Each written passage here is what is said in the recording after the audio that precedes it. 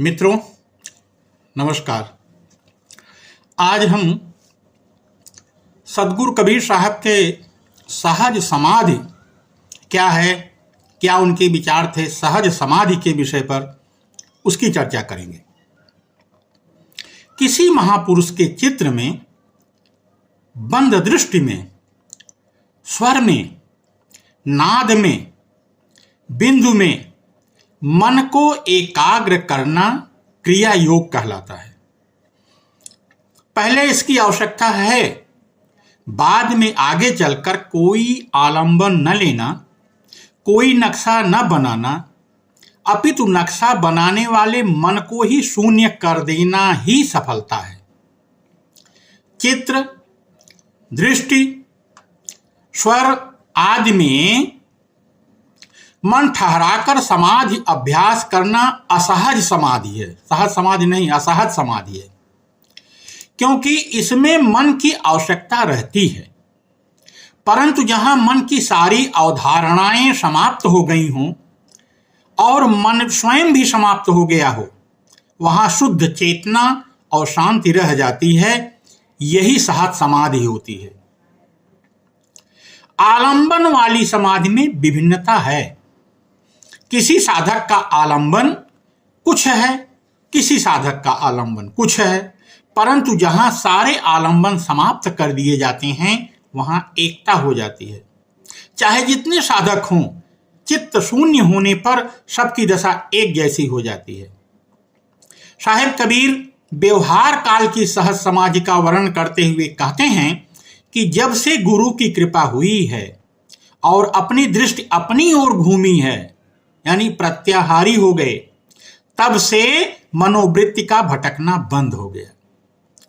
अब मैं जहां डोलता हूं मानो परिक्रमा कर रहा हूं, और जो काम करता हूं मानो पूजा कर रहा हूं। जब जीवन पूरा निर्मल हो जाता है तब इसके बारे में सारे कर्म पूजा बन जाते हैं।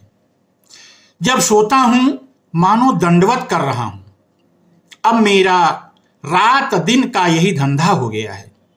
जहां तक मन की आत्म भिन्न बातें आए हटाते जाना, मन में किसी विकार के आने की गुंजाइश ही न रहने देना, यही मेरी निरंतर की साधना है। इस सहज साधना में न तो आंख मूंदना है, न तो कान बंद करना है, न तो काया को कष्ट देना है, अपितु खुले नेत्रों से प्राणी मात्र को हंस हंस कर आत्मस्वरूप पहचानना है। मैं सब प्राणियों में उसी चेतन का सौंदर्य देखता हूं, उसके बिना सब मुर्दा हैं। यही सच्ची सगुण उपासना है। प्राणी मात्र को अपने समान समझकर सुंदर व्यवहार वर्तना सगुण भगवान की सेवा करना है। ये प्राणी ही सगुण भगवान हैं। मन मलिन वासनाओं को त्याग करके ज्ञान के वचनों में निरंतर लीन रहे। ऐसी समाधि लगे कि उठते बैठते कभी छूटे ही न। जब निर्मोहनता निरंतर पक्की हो जाए तब सब समय समाधि ही समाधि है। साहिब कबीर कहते हैं, यह सहज समाधि की रहनी है। यह केवल पूजा की जगह में ही नहीं, अपितु खेत में, खलिहान में, दफ्तर में, कारखाने में, रास्ते में आदि यावत कार्य क्षेत्र में भी एक रस चल सकती है। मन को देखने और उसके निर्विचार रखने का काम सब जगह एक समय किया जा सकता है।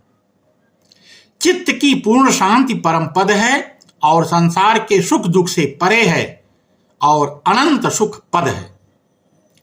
साहब कबीर कहते हैं, साधो सहज समाधि भली, साधो सहज समाधि भली, गुरु प्रताप भयो जा दिन से सुरति न अनंत चली, साधो सहज समाधि भली।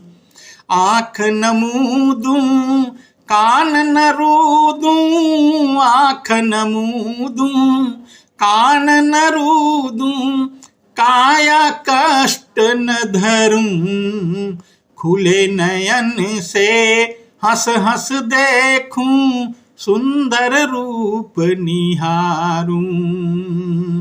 कहूँ सोई नाम, सुनूं सोई सुमिरत, कहूँ सोई नाम, सुनूं सो सुमिरन, खाऊं पीऊं सो पूजा। गृह उद्यान एक सम लेखूं, भाव मिटाऊं दूजा। जहाँ जहाँ जाऊं सोई परिक्रमा, जहाँ जहाँ जाऊं सोई परिक्रमा, जो कुछ करूं सो सेवा। जब सोऊं तब करूं दंडवत, जब सोऊं सब करूं दंडवत, पूजूं और न देवा। साधो सहज समाधि भली, साधो सहज समाधि भली। शब्द निरंतर मनुआराता, मलिनी वासना त्यागी। बैठत उठत कबहू ना बिसरई, बैठत उठत कबहू ना बिसरई, ऐसी ताड़ी लागी। साधो सहज समाधि भली, साधो सहज समाधि भली। कहें कबीर यह उन मनि रहनी, कहें कबीर यह उन मन रहनी, सोई प्रकट कर गाई। दुख सुख से एक परे परम सुख, दुख सुख से एक परे परम सुख, तहीं सुख रहा समाई। साधो सहज समाधि भली। साहेब कबीर ने सहज समाधि की स्थिति को इतने अच्छे ढंग से स्पष्ट किया है। यह सहज समाधि है, सर्वसुलभ है, सर्वसाधारण की साधना भक्ति के भीतर है, इसलिए उसे सहज समाधि की संज्ञा दिया गया है, नाम दिया गया है। हठ योग, आप सोचिए, हठ योग, राजयोग, लय योग, नाद योग आदि की साधना करना कितना कठिन है। उनका अभ्यास करते हुए समाधि की स्थिति तक पहुंचना मामूली बात थोड़ी है। चिरकालीन तपस्या, खट कर्मों के श्रम, श्राद्ध, साधन सब किसी के लिए सुलभ नहीं है। अनुभवी, उसमें साथ साथ अनुभवी गुरु के सम्मुख रहकर विशेष सावधानी के साथ सभी क्रियाएं करनी और साधनी पड़ती हैं। और यदि उनका साधन कहीं से खंडित हो गया तो संकट सामने आ जाते हैं, लेने के देने पड़ जाते हैं, जो योग भ्रष्ट लोगों के सामने कभी कभी आ खड़े हो जाते हैं। कबीर साहब के सहज योग का मतलब है सिद्धांतमय जीवन, कर्तव्यपूर्ण कार्यक्रम, इंद्रिय भोगों, पार्श्विक वृत्तियों एवं काम, क्रोध, लोभ, मोह की तुच्छ इच्छाओं को त्याग कर अपने जीवन को जीना। संपत्ति संचय, अहंकार की पूर्ति, मनोरंजन, काम सेवन, रुचिकर, आदर विहार, ममत्व का पोषण, परिग्रह की तृष्णा, इन 7 इच्छाओं की आधार धुरी पर घूमने वाले जीवन भोगी जीवन होता है। जो इस छोटी सीमा में घिरे रहते हैं, इसी घेरे में अपने विचार और कार्यों को सीमित रखते हैं, वह बंधन ग्रस्त हैं, माया पास में बंधे हुए हैं। योगी लोग इस क्षुद्र सीमा को लांघकर आगे बढ़ते हैं, वह इस बंधन से ऊंचे उठकर आध्यात्मिक सीमा में पदार्पण करते हैं, भोगमयी क्षुद्रता से मुक्त हो जाते हैं, इसलिए उन्हें जीवन मुक्त कहते हैं। सहज योग असंख्य प्रकार के योग साधनाओं में से एक है। इस योग में दैनिक जीवन के समान सांसारिक काम की साधनामय बन जाते हैं। सहज योगी अपने दिन भर के समस्त कार्यों को कर्तव्य, यज्ञ, कर्म और ईश्वरीय आज्ञा पालन की दृष्टि से करता है। भोजन करने में उसकी एक भावना रहती है, प्रभु की एक पवित्र धरोहर को यथावत रखने के लिए भोजन किया जा रहा है। ये धरोहर ही तो है, किया जा रहा है। खाद्य पदार्थों का चुनाव करते समय शरीर की स्वास्थ्यता का ध्यान रखना उसका ध्येय रहता है। स्वादों के चटोरेपन के बारे में वह सोचता तक नहीं। कुटुंब का पालन पोषण करते हुए वह परमात्मा की एक सुरम्य वाटिका के माली की भांति सिंचन और संवर्धन करता है। कुटुंबियों को अपनी संपत्ति नहीं मानता, जीविकोपार्जन को ईश्वर प्रदत्त आवश्यकताओं की पूर्ति का एक पुनीत साधन मात्र समझता है। अमीर बनने के लिए जैसे भी बने वैसे धन संग्रह करने की तृष्णा उसे नहीं होती।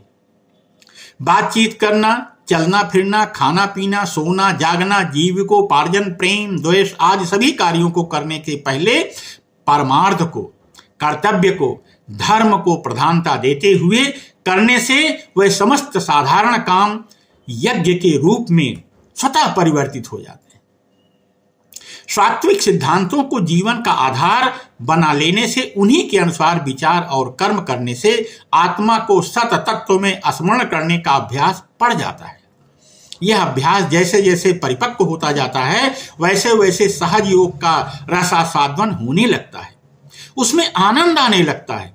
जब अधिक दृढ़ता, श्रद्धा, विश्वास, उत्साह एवं साहस के साथ सत्परायणता में सिद्धांत संचालित जीवन में परायण रहता है तो वह उसकी अस्थायी वृत्ति बन जाती है। उसको उसी में तन्मयता रहती है, एक दिव्य आवेश सा छाया रहता है। उसकी मस्ती, उसका प्रसन्नता, संतुष्टता असाधारण सी हो जाती है। इस स्थिति के सहज योग को समाधि या सहज समाधि कहा जाता है। धन्य हो सद्गुरु। शायद कबीर इस प्रकार की समाधि को ही सहज समाधि बताए हैं। वे कहते हैं, हे साधुओं, जिस दिन से गुरु की कृपा से यह स्थिति प्राप्त हुई उस दिन से सूरत दूसरी जगह नहीं गई, चित्त डामाडोल नहीं हुआ। मैं आंख मूंद कर, कान रूंध कर और कोई हठयोग की काया कष्टदायिनी साधना नहीं करता हूं। मैं तो आंखें खोले रहता हूं और हंस हंस कर परमात्मा के पुनीत कृत्य का सुंदर रूप देखता हूं। जो कहता हूं सो नाम जप है, जो सुनता हूं सोई सुमिरन है, जो खाता हूं वही पूजा है। घर और जंगल एक सा देखता हूं और द्वैत का भाव मिटाता हूं। जहां जाता हूं वही परमात्मा है, जो कुछ करता हूं वही सेवा है। जब सोता हूं वही मेरा दंडवत हो जाता है। मैं एक को छोड़कर अन्य देव को नहीं पूजता। मन मलिन वासना छोड़कर निरंतर शब्द में अंतःकरण की ईश्वरीय वाणी सुनने में रत रहता हूं।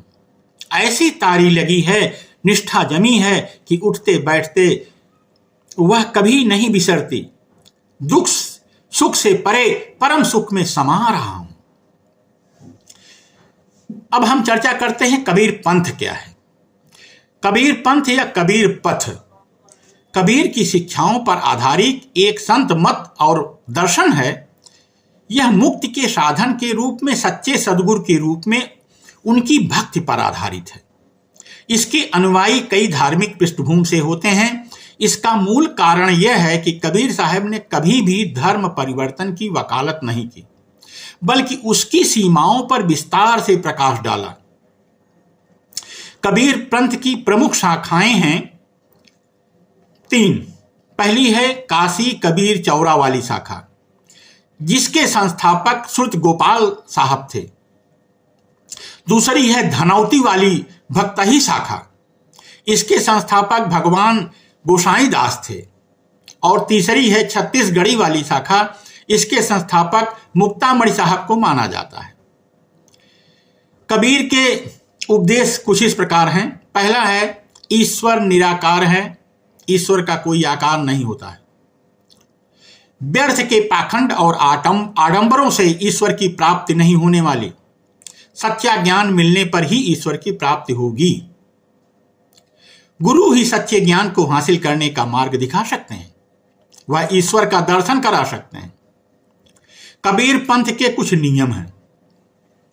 कबीर पंथी मानव शरीर को 5 तत्व से बना हुआ मानते हैं। सभी जानते हैं, छित जल पावक गगन समीरा। लिहाजा ये 5 तत्व से विजय प्राप्त करने के लिए 5 बार बंदगी आवश्यक मानते हैं। कबीर पंथ में दीक्षा की प्रथा आज भी है, जिसे वर या कंठी धारणा करते हैं। महंत साहब के शिष्यगण तुलसी के डंठल से कंठी बनाते हैं और बंदगी 4 मिले 64 खिले 20 खड़े कर जोर, हरिजन से हरिजन मिले पुलकित 7 करोड़। यानी जब 2 जीवात्मा आपस में बंदगी करें तो दोनों के 2-2 आंखें एक दूसरे को देखें, तो यही हुआ 4 मिले, अर्थात 4 का मिलना। 64 खिले यानी दोनों के 32 दांत खिले, हंसने खुले दिल से मिले, यही हुआ 64 मिले। दोनों के दोनों हाथ की 4 हाथ जुड़े तो हो गए 20, 10, 5 और 4, 5 और 20 उंगली। हरिजन से हरिजन मिले का मतलब भगवान से भगवान का मिलाप हो रहा है। वाह! एक मनुष्य के शरीर में 3.5 करोड़ रोए होते हैं, दोनों के मिलकर 7 करोड़ हुए। यानी कि बंदगी करने वाले के 7 करोड़ रोए रोमांचित हो जाएं। बंदगी इस प्रकार की होनी चाहिए। कबीरदास के कुछ महत्वपूर्ण दोहे हैं जो सब लोग जानते हैं, जरा उसको हम एक बार याद कर लेते हैं और मतलब समझ लेते हैं। मैं जानू मन मरी गया, मरी के हुआ ये भूत, मुँह पीछे उठी लगा ऐसा मेरा पूत। साहिब कबीर कहते हैं, भूल बस ऐसा मैंने जाना था कि मेरा मन मर गया, परंतु वह तो मरकर प्रेत हो गया है। मरने के बाद भी उठकर मेरे पीछे लग पड़ा, ऐसा मेरा मन बालक की तरह है। जैसे बच्चों को डांटिए, सोइए, फिर पीछे पीछे लग जाते हैं। मैं मेरा घर जा लिया पतीला हाथ, जो घर जारो अपना चलो हमारे साथ। साहब कबीर कहते हैं कि संसार शरीर में जो मैं मेरा पहन की अहंता ममता हो रही है, ज्ञान की बत्ती हाथ में लेकर इसे जला डालो। अपना अहंकार घर को जला डालता है। भक्त मरे क्या रोइए, जो अपने घर जाए, रोइए साकट बापूरे, हाटो हाट बिचाए। साहब कहते हैं, जिसने अविनाशी घर को पा लिया, उस भक्त के शरीर पर छोड़ने पर क्यों रोते हो? उन अज्ञानियों के मरने पर रो जो मरकर 84 के बाजार में बिकने जा रहे हैं। शब्द बिचारी जो चले, गुरुमुख हो ये निहाल, काम क्रोध व्याप नहीं, कब हुन ग्रास का। साहब कहते हैं कि गुरुमुख शब्दों का विचार कर जो आचरण करता है, उसको काम क्रोध नहीं सताते और वह कभी मन कल्पनाओं के मुख में नहीं पड़ता। जब लग आस शरीर की, मृतक हुआ न जाए, काया माया मन तजे, चौड़े रहा बजाए। साहिब कहते हैं कि जब तक शरीर की आशा है और आसक्ति है, तब तक कोई मन को मिटा नहीं सकता। इसलिए शरीर का मोह और मन की वासना को मिटाकर सत्संग रूपी मैदान में विराज हो जाना चाहिए। कहने का तात्पर्य यह है कि मन को मृतक शांत देखकर विश्वास न करो कि अब वह धोखा नहीं देगा। मन कभी भी धोखा दे सकता है, किसी भी उम्र में धोखा दे सकता है। मन को मृतक देखी के, मति माने विश्वास, साधु तहां लो भय करे, जो लो पिंजर सास। साहेब कहते हैं, हे संतों, हे साधुओं, मन को मृतक या शांत समझकर कभी विश्वास मत करना। वह कभी भी ये धोखा हमको नहीं देगा। यह मन कभी भी धोखा दे सकता है। असावधान होने पर फिर से चंचल हो सकता है। इसलिए विवेकी संत मन में तब तक भय रखते हैं जब तक शरीर में सांस चलती रहती है।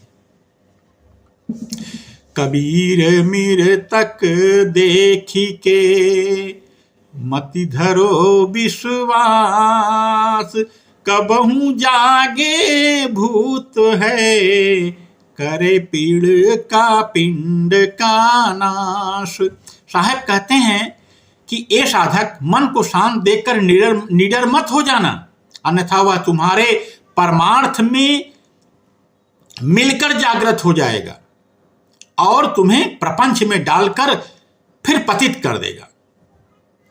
जीवन में मरना भला, जो मर जाने कोय, मरना पहले जो मरे, अजर अजर अमर सोई होय। साहब कहते हैं कि जीते जी ही मरना अच्छा है। यदि कोई मरना जाने तो मरना कहते किसे हैं। मरने के पहले जो मर जाता है वह अजर अमर हो जाता है। शरीर रहते जिसके समस्त अहंकार समाप्त हो गए, ये वासना विजयी ही जीवन मुक्त होते हैं। अजहूं तेरा सब मिटे, जो जग माने हार, घर में झगड़ा होत है, सो घर जारो डार। साहब कहते हैं कि आज भी तेरा संकट मिट सकता है यदि संसार से हार मानकर निरभिमानी हो जाओ। तुम्हारे अंधकार रूपी घर में जो काम, क्रोध आदि का झगड़ा हो रहा है, उसे ज्ञान की अग्नि में जला डालो। सतसंगति है सूप ज्यों, त्याग फटकी असार, कहें कबीर गुरु नाम ले, पर से नहीं बिकार। साहब कबीर कहते हैं, सत्संग सूप के समान है, वह फटक कर असार का त्याग कर देता है। तुम भी गुरु से ज्ञान लो, जिससे बुराइयां बाहर हो जाएंगी। संत कबीर ने अपने विचार फैलाने का जिम्मा 4 प्रमुख शिष्यों को दिया था। ये चारों शिष्य थे। पहले का नाम था चतुर्भुज, दूजे बंके जी, तीसरे सहते जी और चौथे धर्मदास जी, जो देश भर में चारों ओर गए ताकि कबीर की बातों को फैलाकर एक अलग तरह का समाज बनाया जा सके। हालांकि उनके पहले 3 शिष्यों के बारे में बहुत ज्यादा विवरण नहीं मिलता है। हाँ, चौथे शिष्य धर्मदास जी ने कबीर की धर्मदासी अथवा छत्तीसगढ़ी शाखा की स्थापना की थी, जो इस समय देश भर में सबसे मजबूत कबीरपंथी शाखा भी है। कबीर साहब के विचार की चर्चा कर लें। कबीर हिंदू और इस्लाम दोनों धर्मों के आलोचक थे। कबीर यज्ञोपवीत और खतना को बेमतलब करार दिया, जिस कारण से उस समय उन दोनों धर्मों की नाराजगी भी उन्हें झेलनी पड़ी थी। उन्हें कई बार तो धमकियां भी मिली। कबीर साहब ने जात के आधार पर भेद को स्वीकार नहीं किया। एक कहानी के अनुसार एक दिन जब कुछ ब्राह्मण लोग अपने पापों को धोने के लिए गंगा के पवित्र जल में डुबकी लगा रहे थे, तब कबीर जी ने अपने लकड़ी के पात्र में उससे पानी को भर दिया और उसे पीने के लिए उन लोगों को दिया। उन ब्राह्मणों ने नीची जाति के व्यक्ति से पानी की प्रस्तुति से बहुत नाराज हुए, जिस पर कबीर साहब ने उत्तर दिया, अगर गंगा जल मेरे पात्र को शुद्ध नहीं कर सकता, फिर से आप लोग सुन लें मित्रों, अगर गंगा जल मेरे पात्र को शुद्ध नहीं कर सकता तो मैं कैसे विश्वास कर सकता हूं कि यह किसी के पापों को धो सकता है। एक मेरी इसी पर रचना सुने। मंदिर मस्जिद और व्रत से कोई लाभ नहीं, दीन दुखियों की करो सेवा तो मुक्ति होगी। दीन दुखियों की करो सेवा तो मुक्ति होगी। अगर गंगा में नहाने से कोई तर जाता, मछलियां एक भी ना बचती, स्वर्ग भर जाता। अगर मुंडन ही कराने से जो मुक्ति होती, जहाँ की एक भी भीड़ें धरा पर ना रहती। काठ का माला फिराने, काठ का माला फिराने से कोई लाभ नहीं, हाँ कोई लाभ नहीं। मन का माला जो फिराओगे तो मुक्ति होगी। मन का माला जो फिराओगे तो मुक्ति होगी। दिन में व्रत रह के जलाते हैं ये चेतन काया, शाम को जड़ पे चढ़ा खाते जो जिह्वा भाया। व्रत में पूजते पाथर जीवन भर, बन गए खुद ये जड़। दीन दुखियों पे दया कैसे करें ये बेधड़। व्रत में काया को जलाने से कोई लाभ नहीं, हाँ कोई लाभ नहीं। प्यासे को पानी पिलाओगे तो मुक्ति होगी। दीन दुखियों की करो सेवा तो मुक्ति होगी। भेष साधु का धरे बन गए हैं ये जोगी, मन के भीतर भरी अंगार रहे रत भोगी। धन पराया जो मिले लूट लें, चूके ना कहीं। नारी कैसी भी मिले जाति तो पूछे ना कहीं। तन का कपड़ा रंगाने, तन का कपड़ा रंगाने से कोई लाभ नहीं, हाँ कोई लाभ नहीं। मन को सतगुरु में लगाओगे तो मुक्ति होगी। दीन दुखियों की करो सेवा तो मुक्ति होगी। कोई भी व्यक्ति अपने आध्यात्मिक अनुभव और अपनी कविताओं को अलग नहीं कर सकता। वास्तव में कबीर एक अभिज्ञ कवि नहीं थे। यह उनकी आध्यात्मिक खोज, उनकी परमानंद और पीड़ा है, जिसे उन्होंने अपनी कविताओं में व्यक्त किया है। संत कबीर साहित्य के भक्ति काल के इकलौते ऐसे कवि हैं जो आजीवन समाज और लोगों के बीच व्याप्त आडंबरों और पर कुठाराघात करते रहे। कबीर कर्म प्रधान समाज के असली पैरोकार थे और इसकी झलक उनकी रचनाओं में साफ साफ झलकती है। लोक कल्याण हेतु ही मानो उनका समस्त जीवन था। कबीर की सबसे बड़ी विशेषता उनकी प्रतिभा में अबाध गति, अदम्य प्रखरता थी। समाज में कबीर को जागरण का युग अग्रदूत कहा जाता है। डॉक्टर हजारी प्रसाद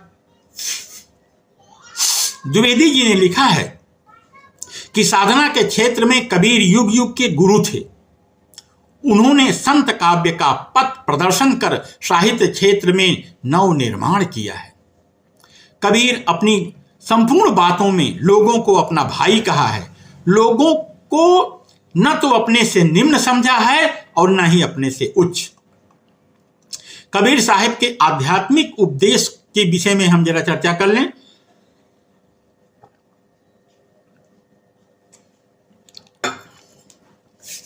शिक्षा की दृष्टि से संत कबीर सर्वथा निरक्षर थे।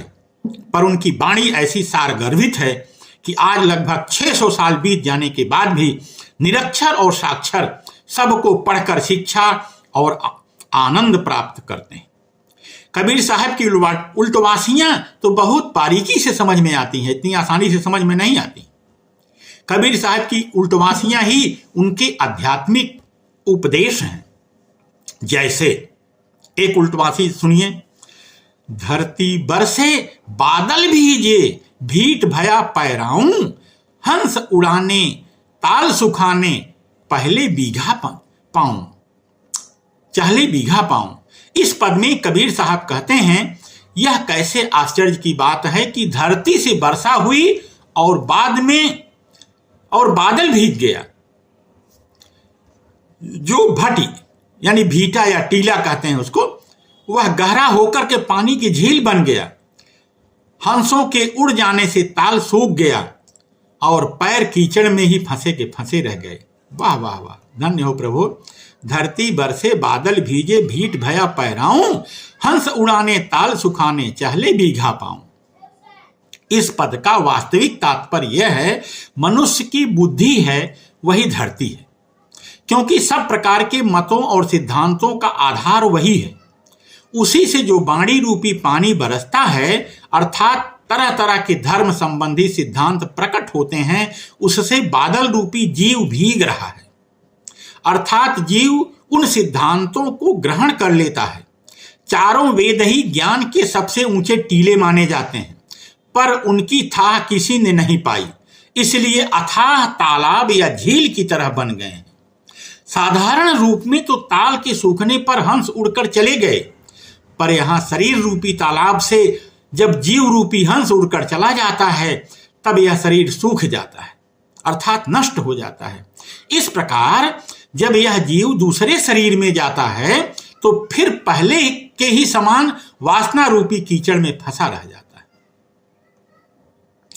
एक और उल्टवासी साहब का सुनते हैं, हाथ नवाके पांव नवाके रूप नवाके रखा, बिना हाट हटवाई लावे करे बयावी लेखा।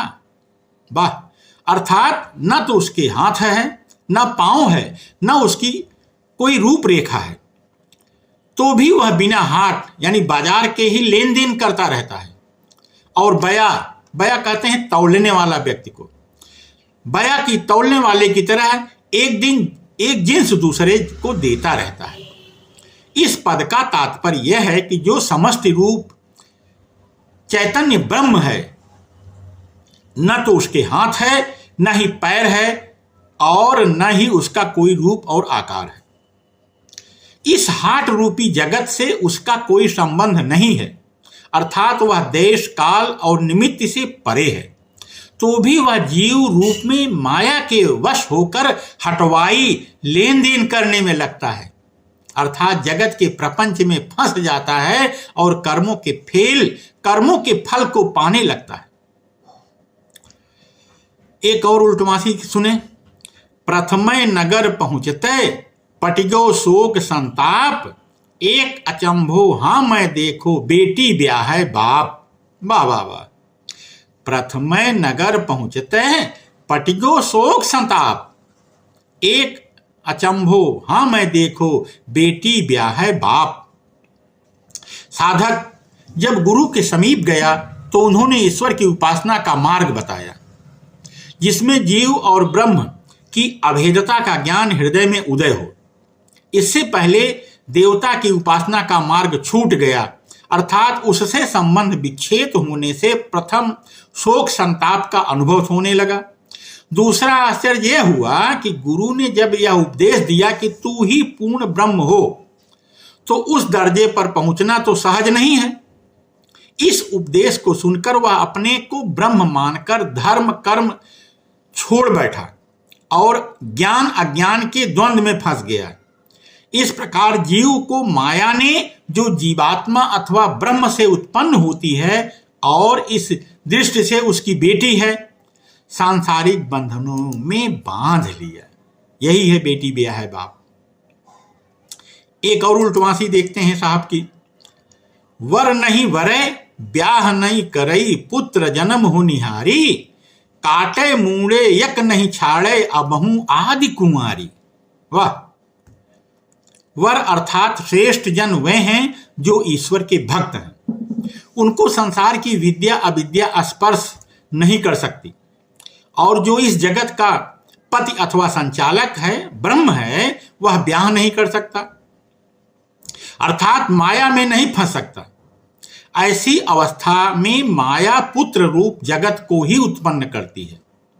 इस जगत में कांटे चोटी रखने वाले हिंदू और मूड़े सिर मुड़ाने वाले मुसलमान किसी को भी नहीं छोड़ती, अर्थात सबको अपने बस में कर लेती है। न हिंदू बच पाता है न मुसलमान, फिर भी वह सर्वदा कुंवारी बनी रहती है, अर्थात स्वयं को किसी के बस में नहीं रहती। कहने के लिए चाहे जो कह ले।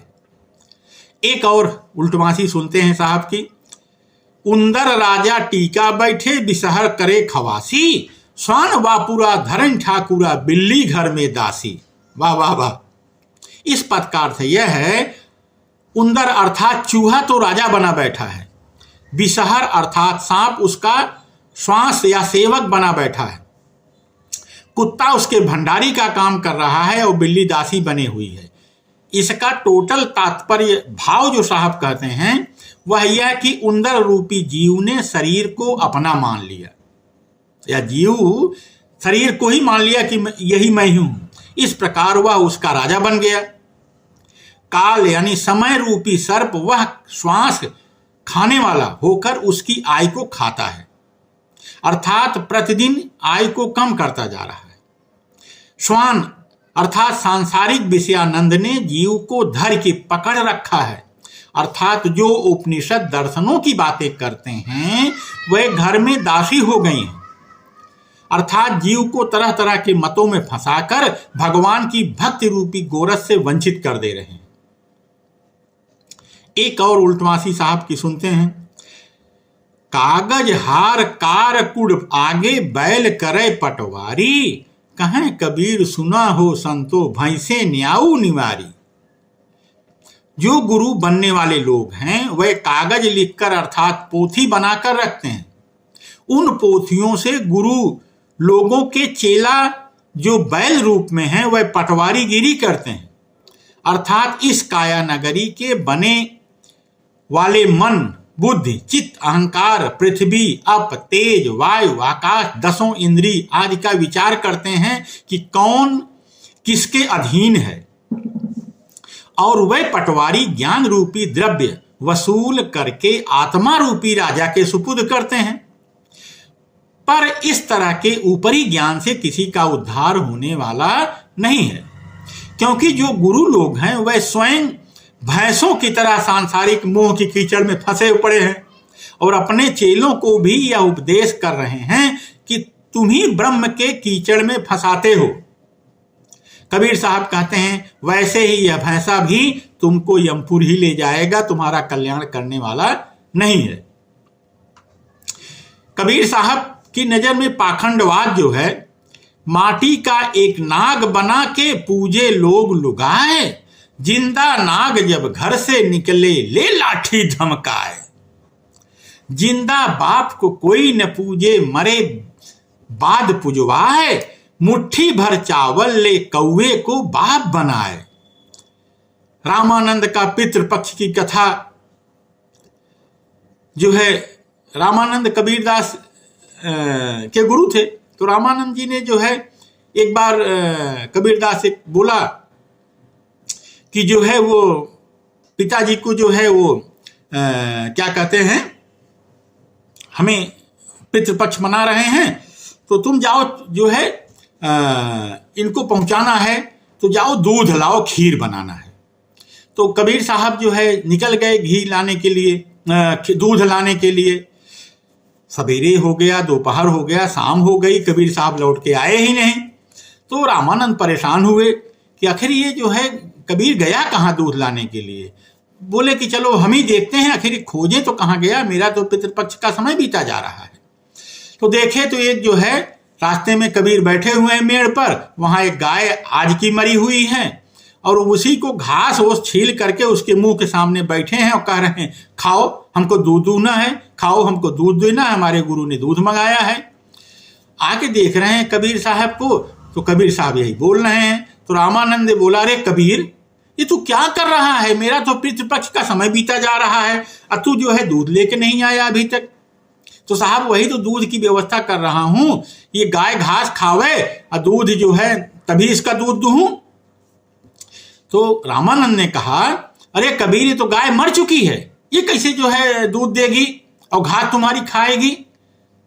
तो बोले, गुरुवर आप ये बताइए, ये गाय आज मरी है और आज घास नहीं खा रही और आज दूध भी नहीं दे रही है, आप कह रहे हैं नहीं देगी, कैसे देगी?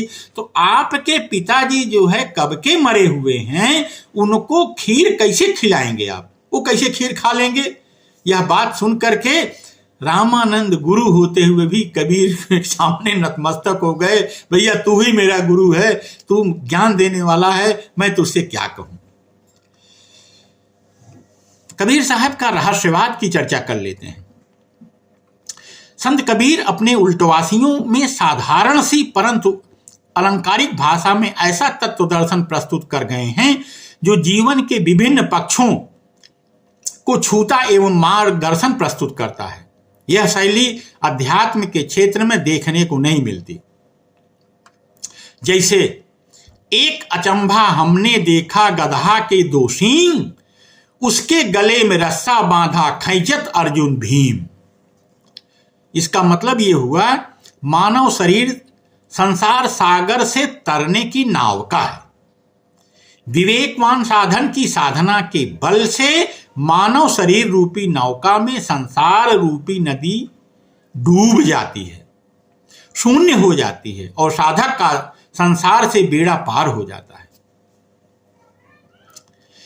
दूसरा सुने, एक अचंभा हमने देखा कुआं में लागी आग, कीचड़ कादो सब ही जर गया मछली खेले फाग।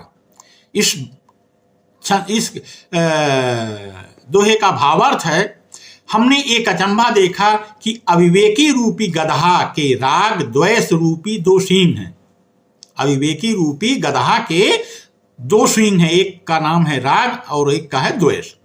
इस गदहे के गले में नाना काल्पनिक साधने के रस्से बांधकर अर्जुन तथा भीम जैसे बलवान खींचते हैं, परंतु उसे बिना विवेक के वश में नहीं कर पाते।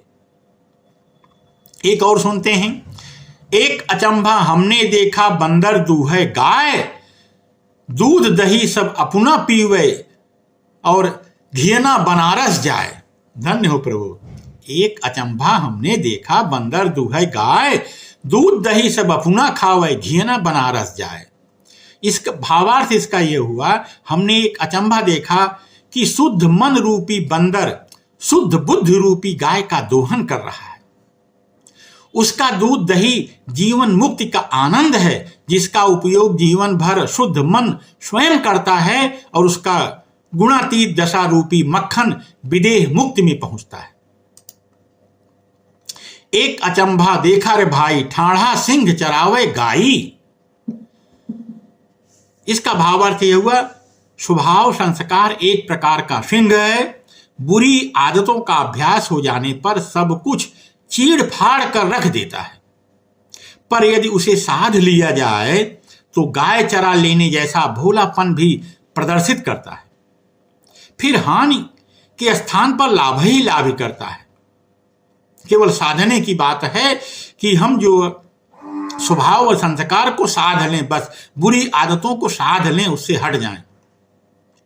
तो कितना आसान। जैसे एक छोटा सा उदाहरण बताऊंगा आपको।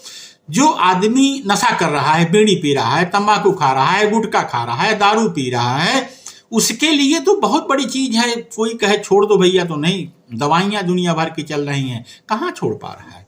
लेकिन जो अपने बुद्धि विवेक से मन में ठान लेता है, वह निश्चित कर लेता है कि इसे हमें त्यागना है। मैं अपने को बताऊं, मैं भी नशा करता था, सिगरेट पीता था, बीड़ी पीता था, जवानी में जो है संगत के असर पा गया।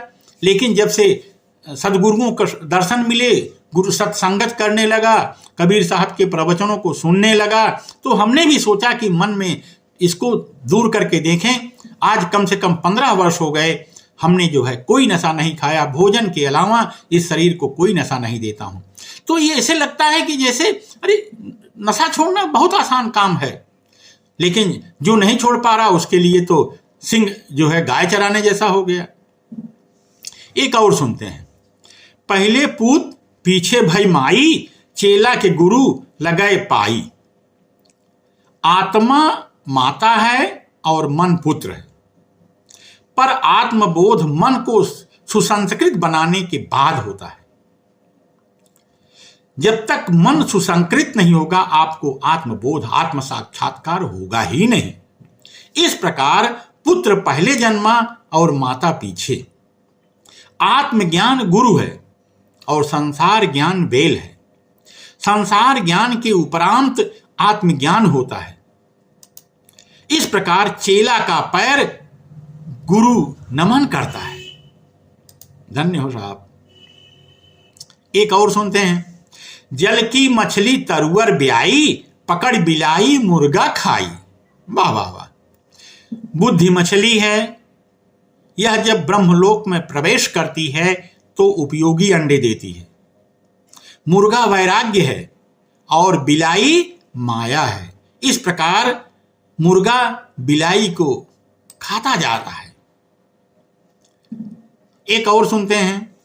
बैलहि डारी गूति घर लाई, कुत्ता कूले गई बिलाई।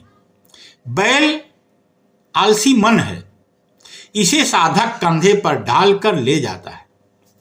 संस्कार कुत्ता है और तप तितिक्षा बिल्ली। साधना का प्रताप देखिए, दोनों शत्रुता छोड़कर मित्रता साधते हैं। और एक सुनते हैं। धरती उलट आकाशहि जाई, चिऊटी के मुख हस्ती समाई। वाह वाह वाह। इसका मतलब यह हुआ माया मोह ग्रसित जीवन में जो कर्म व्यवहार होते हैं वह साधनारत जीवन में एकदम उलट जाते हैं। दृश्य जगत अदृश्य जगत में समा जाता है। यह संसार हाथी है। आत्मा जब जागृत होती है तो उसे सारा संसार उसी में विलीन हो जाता है। एक और सुनते हैं। बिन पौने जह पर्वत उड़े, जीव जंतु सब बिरछा बुड़े। पर्वत जैसा दिखने वाला माया मोह बिना प्रयास के ही, बिना हवा के ही गायब हो जाता है। सुखे सरोवर उठे हिलोर, बिन जल चकवा करे किलोल। वाह साहब वाह। जमीन में छेद करके अधोगत को जाने वाले गुण कर्म स्वभाव आत्मा के आनंद रूपी वृक्ष में डूबने लगते हैं। यह भौतिक जीवन मायाग्रस्त, नीरस और दुख दरिद्र से भरा पड़ा है।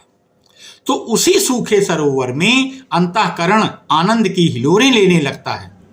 चित्त रूपी चकवा को जब आत्मज्ञान का अमृत मिल जाता है तो वह कलोल करने लगता है। बस आत्मा को पहचानने की जरूरत है कि मैं हूं कौन, हु एम आई। अब कबीर साहब की नजर में धर्म क्या है, इसके विषय में थोड़ी चर्चा कर लेते हैं।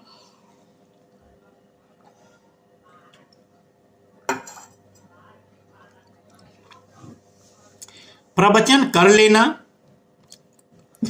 ढोलक बजा लेना है, नाल बजा लेना, या बैद्यनाथ, केदारनाथ, भूतनाथ, हरिहरनाथ, पशुपतनाथ जाना, गंगा जमुना कृष्णा कावेरी गोदावरी ताप्ती नदी में नहा लेना, रामायण महाभारत गीता सुख सागर वेद पुराण कुरान स्मृति उपनिषद पढ़ लेना, महाविष्णु यज्ञ सतचंडी यज्ञ अठजाम कर लेना, चाहे काशी हरिद्वार प्रयाग वृंदावन मथुरा चला जाना, चाहे छठ ज्योतिया करवा चौथ होली दिवाली कर लेना, मौनी बाबा, पाड़े बाबा, बेलखरनाथ बाबा, निर्जली, दिगंबरी, निराहारी, दुधाहारी,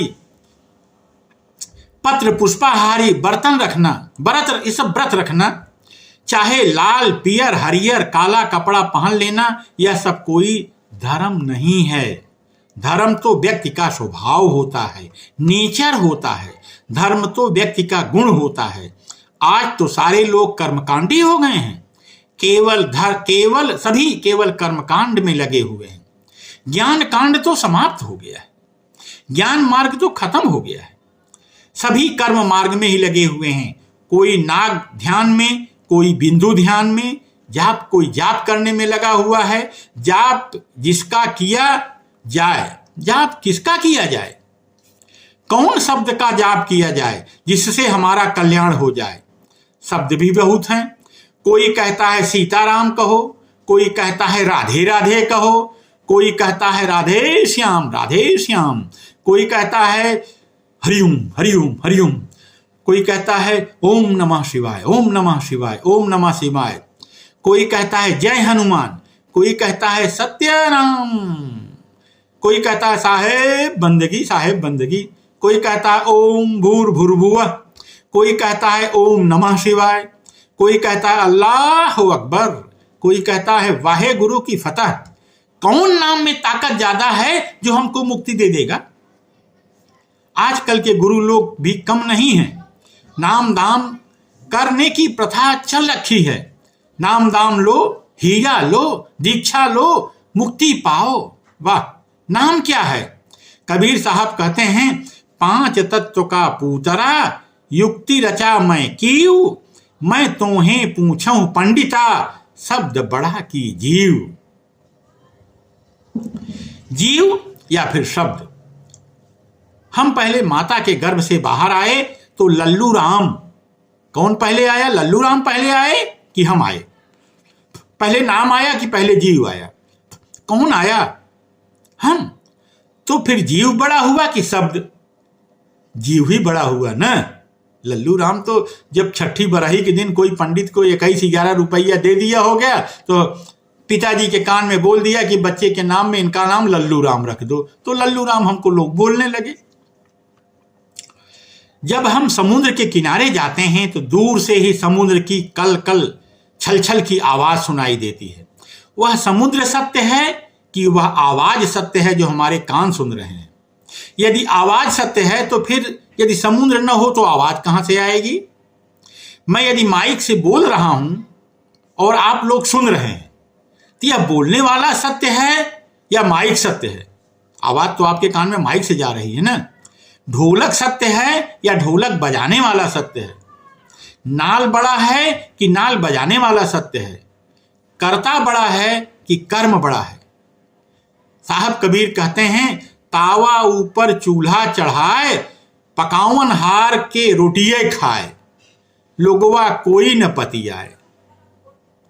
रोटी बनाने वाली एक महिला है कर्ता। रोटी उस महिला के द्वारा बनाया गया कर्म है और कर्म कर्ता को खा गया।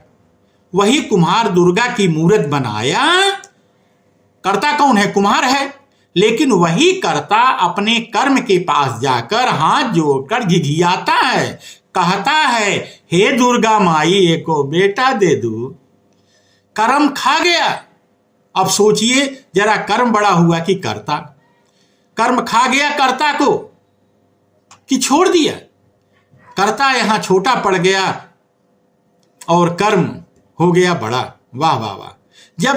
जबकि कर्ता को बड़ा होना चाहिए। मित्रों, सारे लोग जाप में लगे हुए हैं। जाप हमारा मंजिल नहीं है, जाप केवल साधन मात्र है। क्या जाप करके मुक्ति पाइएगा? सारे लोग कहते हैं कि हमारे गुरु ने जो मंत्र दिए हैं वह किसी को कहना नहीं। आखिर क्यों नहीं कहे भाई? ना बताने वाली बात तो किसी चोरी छिनारा वाली ही हो सकती है। किसको नहीं बताना? सत्य बात तो डंके की चोट पर बोली जाती है ना। कौन ऐसा मंत्र दुनिया में है जो कहने योग्य नहीं है? और यदि ये कहने योग्य नहीं है तो उसको फिर कान में डाल के बताया क्यों जाता है? यदि ऐसा है तो इसका मतलब है वह मंत्र ही नहीं है, कुछ और है। जब वह कहने योग्य नहीं है तो वह मंत्र मुक्ति कैसे देगा? कबीर साहब कहते हैं ब्राह्मण से गधा भला और वेद से भला है कुत्ता, मुल्ला से मुर्गा भला जो सहजय जगावे सुत्ता। बघवा के बच्चा बकरिए ले जाए, लोगवा कोई न पतियाए। अगर मंत्र से केवल मुक्ति मिल जाती तो रामपाल जी ने 7 मंत्र दिया इस जीव को मुक्ति पाने के लिए। हरियम किलियम सोहम सत्यम ओम निरंजन सतनाम। चेला बैकुंठ जाएगा और गुरु खाएगा हलवा। धन्य हो। इतनी घोर ठगई थी। मुतिया बिंद हो गया है सबको। ये धर्म धुरंधर धर्माधिकारी लोग कितना औजार पैसा खींचने को बना रखा है भाई, ठगैती वाला। मंत्र से तुम्हारी मुक्ति हो जाएगी। राम रहीम भी मंत्र दिया करते थे। सत्पुरुष, अकाल मूरत, शब्द स्नेही राम, आजीवन कारावास हो गया बच्चों को। आज ठग महाराज आजीवन कारावास में हैं। मंत्र कहाँ गया उनका? उनके उस मंत्र से जेल में जमानत तक संभव नहीं हो पा रही है। मुक्ति की बात तो बहुत दूर हुई। जो दूसरों को जन्म मरण से मुक्ति दे रहे थे वो अपनी जमानत के लिए तरस रहे हैं। आसाराम जी को देखिए, जीव को मुक्ति के लिए खूब मंत्र देते थे। क्या क्या? ओम भूर्भुवस्वः तत्सवितुर्वरेण्यं भर्गो देवस्य धीमहि धियो यो नः प्रचोदयात्। दुनिया को मुक्ति दे रहे थे। दोनों बाप बेटे अब हलवा खा रहे हैं जेल में। जगत में कर्म ही सर्वोपरि है। मंत्र तंत्र पूजा पाठ से कुछ भी आपका भला नहीं होने वाला है। सारे कर्मकांड व्यर्थ हैं। भगवान कृष्ण गाय चराते थे। विश्वकर्मा जी लकड़ी और लोहे के काम के धंधा करते थे। संत रविदास जी जूते और चमड़े का काम करते थे। संत कबीर जुलाहे का काम करते थे। कपड़ा बुनकर अपनी जीविका चलाते थे। सूपत भगत सूप दौरी बनाने का काम करते थे, जो धरिकाल लोग करते हैं। यदि हम लोग अपने जीवन में सुख चाहते हैं तो उसके लिए कर्म करना पड़ेगा, श्रम करना पड़ेगा, धनार्जन तो करना ही पड़ेगा ना। कोई साधु संत पंडित मौलवी पीर फकीर आपको बेटा बेटी जमीन जायदाद कदाप नहीं दे सकता। पत्थर की मूर्ति पूजा से घर में धन दौलत बेटी बेटा नहीं मिलेगी। आपके बेटे को नौकरी नहीं देने वाला कोई। आपको पढ़ाई में परीक्षा से उत्तीर्ण कोई मूर्ति देवी देवता नहीं करा सकता। आपके देह का रोम रोग बीमारी दूर नहीं कर सकता। ये सब झूठे हैं, भ्रम हैं। धर्माधिकारियों द्वारा आपसे पैसा हटने का तरीका मात्र है और कुछ भी नहीं है मित्रों। यदि आप मंदिर मस्जिद गिरजाघर गुरुद्वारा जाते हैं तो बिल्कुल जाइए, परंतु वहां पर अपने विकारों को त्यागने का संकल्प लेकर वापस आइए। जैसे नशा बीड़ी तंबाकू गांजा सुरती खैनी शराब का सेवन बंद करने का संकल्प लीजिए। काम क्रोध लोभ मोह अहंकार को त्यागने का प्रण लीजिए। अगली बार जब वहां उस मंदिर में जाइए, गुरुद्वारा जाइए, चर्च जाइए तो बताइए कि आपने जो उनको वचन दे करके आए थे उसमें कितना पूरा कर लिए। झूठ न बोलने, हिंसा न करने, चोरी न करने, ब्रह्मचर्य और अपरिग्रह का कितना पालन कर ले रहे हैं। नियम शौच संतोष तप स्वाध्याय ईश्वर प्राण ध्यान का कितना पालन करने में सफल हुए हैं। इसका हिसाब किताब देकर आइए उस मंदिर मस्जिद गुरुद्वारा चर्च में, तब तो कुछ लाभ मिलेगा, वरना सब समय की बर्बादी के अलावा कुछ भी नहीं है। यदि जीवन में सुख चाहते हैं तो परिश्रम के अलावा कोई दूसरा रास्ता नहीं है। साहेब कबीर कहते हैं कि दुनिया के लोग, यदि जीवन में सुख चाहते हो तो अपना भरोसा करो। भगवान को आज तक न तो किसी ने देखा है, न भगवान ने किसी को 2 कौड़ी दिया है। फिर भी देख लीजिए, सुन लीजिए, ना तो भगवान ने को किसी ने देखा है और न भगवान ने किसी को 2 कौड़ी दिया है। फिर भी सारे लोग न जाने क्यों उसी के पीछे पड़े हुए हैं कि सुख शांति भगवान देगा, जो कि कभी होने वाला नहीं है। जरा सोचिए समझिए मित्रों, जरा होश संभालिए। कुछ काम धंधा कीजिए, कुछ आमदनी कीजिए, खेती बाड़ी कीजिए, व्यापार कीजिए, मजदूरी कीजिए, नौकरी करिए, मवेशी पालिए, जो है डिजिटल लाइब्रेरी खोलिए, खाना पीना खिलाइए, होटल चलाइए, क्रिकेट खेलिए। हमारे बुजुर्ग लोग कहते थे, जब देखो संपत्ति की थोड़ी राखो गाय बियाउर घोड़ी। आपके सामने की बात है। खेसारी लाल यादव, दिनेश लाल यादव भोजपुरी गाना गा गा के आज राजा बन गए। सचिन तेंदुलकर, सुनील गावस्कर, कपिल देव, रोहित शर्मा, हरभजन सिंह, वीरेंद्र सहवाग, महेंद्र सिंह धोनी क्रिकेट खेलकर मालामाल हो गए। मनोज तिवारी, रवि किशन, भरत शर्मा व्यास भोजपुरी गाना गा करके कहां से कहां तक पहुंच गए। अमिताभ बच्चन, हेमा मालिनी, शत्रुघ्न सिन्हा, शाहरुख खान, सलमान खान कहां से कहां पहुंच गए। बिना मेहनत बिना श्रम के कोई आगे नहीं बढ़ पाया है। आप अपने गांव में ही देखिए, एक आदमी के 1 बीघा खेत में 10 कुंतल गेहूं हुआ, वहीं बगल वाले खेत में आधा कुंतल भी बड़ी मुश्किल से हुआ। आखिर क्यों? दूसरे ने मेहनत नहीं किया। और क्यों? इससे साबित होता है कि आपकी चेतना आपके खेती पर नहीं थी। जिस समय गेहूं के खेत में पानी देना था, जरूरी था, उस समय आप ससुराल में अपनी साली को मोटरसाइकिल पर बैठा करके, हे राजा हमका बनारस घुमाओ बनारस। कैसे 10 कुंतल गेहूं आपके खेत में हो जाएगा? सुख के लिए आमदनी चाहिए और आमदनी के लिए चेतना चाहिए। उदाहरण के लिए, कोई चरवाहा अपनी गाय भैंस चराने वाला चला है, तो जब तक उस चरवाहे की चेतना अपने गाय भैंस पर रहती है, तब तक कोई मवेशी कोई गलत हरकत नहीं करता, दूसरे के खेत में जाकर के नुकसान नहीं करता। लेकिन जैसे ही चेतना उसकी हट जाती है अपने जानवर से, वैसे ही वह जानवर दूसरे के खेत में जाकर के नुकसान करते हैं, और फिर जिसका खेत नुकसान होता है वो चरवाहा को आकर के डांटता मारता गाली गलौज करता है। कोई भी काम करिए, परंतु आपकी चेतना उसी काम पर लगी रहे, तभी लाभ होगा, अन्यथा नुकसान हो जाएगा। पढ़ने वाला विद्यार्थी की चेतना यदि मोबाइल, टीवी, मोटरसाइकिल या खेल कूद, पान गुटखा या किसी लड़की पर चली गई हो, तो विद्यार्थी कभी परीक्षा में पास नहीं हो पाएगा। जहां जिसकी चेतना लगी है, उसी काम में सफलता प्राप्त करके रहेगा। साहब कबीर कहते हैं, कर बहिया बल आपनी, छाड़ पर आई आस, जाके आगन नदिया बहे, सो कस मरत पियास। कर्म गति टारे ना ही टरी। कर्म गति का किसी के सुख दुख में बहुत बड़ा रोल होता है। कर्म आपका जान नहीं छोड़ने वाला, इसमें ईश्वर अल्लाह गॉड का कोई रोल नहीं होता। साहब कबीर कहते हैं, कर्म गति टारे नाही टरी, गुरु वशिष्ठ महामुनि ज्ञानी, सोधि के लगन धरी, कर्म गति तारे नाही टरी।